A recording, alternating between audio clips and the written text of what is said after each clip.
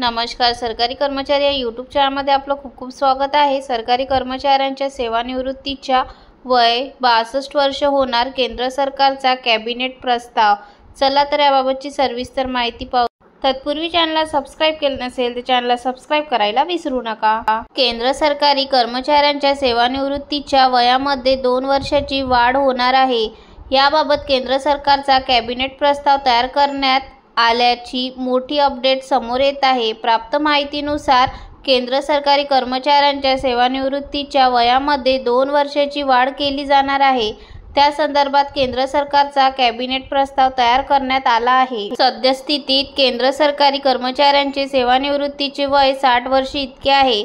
यामध्ये 2 वर्षाची वाढ केल्याने सेवानिवृत्तीचे वय 60 वर्ष वरून 62 वर्षे इतकी होणार आहे, ज्यामुळे देशातील लाखो कर्मचाऱ्यांना फायदा होणार आहे. निवृत्तीचे वय वाढीचे तर्क. सध्या मनुष्याचे जीवनमान शैलीनुसार आयुर्मान वाढले आहे.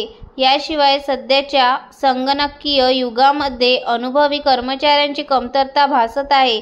यामुळे निवृत्तीचे वय वाढल्यास प्रशासकीय कामकाजामध्ये अनुभवी कर्मचाऱ्यांचा फायदा होणार आहे. सदर केंद्र सरकारच्या प्रस्तावाला लवकरच कॅबिनेट बैठकीमध्ये सादर केला जाणार आहे.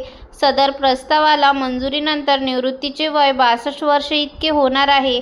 यामुळे कर्मचाऱ्यांना निवृत्तीनंतर पेन्शन व सेवानिवृत्ती उपदान यामध्ये थेट आर्थिक लाभ मिळणार आहे. निवृत्तीचे वय वाढीबाबत राज्य सरकारांना निर्देश.